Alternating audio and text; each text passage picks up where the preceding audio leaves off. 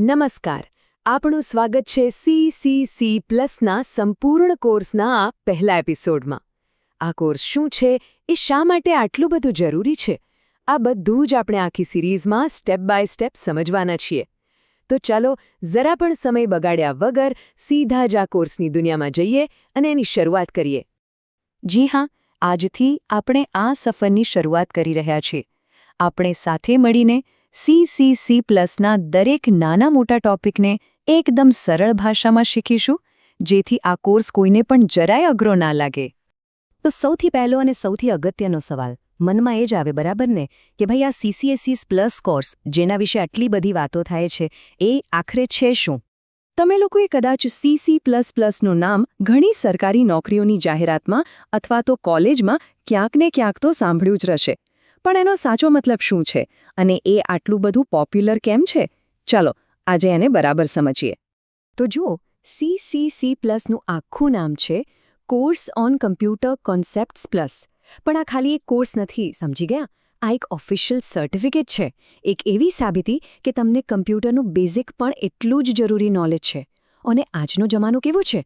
Digital, બધું જ online થઈ રહ્યું છે. એટલે આવા સમયમાં કમ્પ્યુટરનું જ્ઞાન તો હોવું જ જોઈએ, પછી ભલે તમે કોઈ પણ ફિલ્ડમાં હોવ. સારું, તો હવે આપણને એ તો ખબર પડી ગઈ કે CCC+ શું છે. પણ હવે વાત એ આવે છે કે આ કોર્સ કરવો કોણે જોઈએ, મતલબ કે કોના માટે તે સૌથી વધારે ફાયદાકારક રહી શકે છે?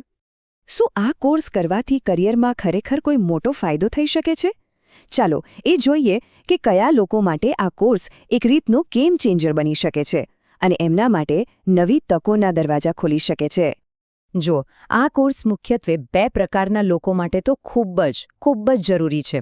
પહેલાં એ લોકો જે સરકારી નોકરી મેળવવા માંગે છે, કેમ કે હવે ગુજરાત સરકારની મોટાભાગની ભરતીઓ જેમ કે તલાટી હોય, ક્લાર્ક હોય કે બીજી કોઈપણ પોસ્ટ, એમાં CCC+નું સર્ટિફિકેટ લગભગ ફરજિયાત જેવું જ થઈ ગયું છે.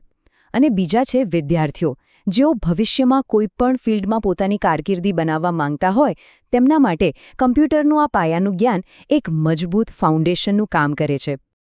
હવે આ સર્ટિફિકેટ મેળવવા માટે એક પરીક્ષા પાસ કરવી પડે છે, પણ ગભરાવાની બિલકુલ જરૂર નથી.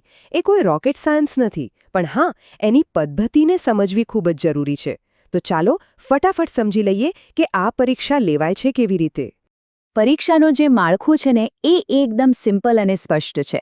આખી પરીક્ષા ઓબ્જેક્ટિવ ટાઈપની હોય છે, એટલે કે તમારે લાંબા જવાબો લખવાની કોઈ માથાકૂટ નહીં, બસ સવાલની નીચે આપેલા વિકલ્પોમાંથી સાચો જવાબ પસંદ કરવાનો.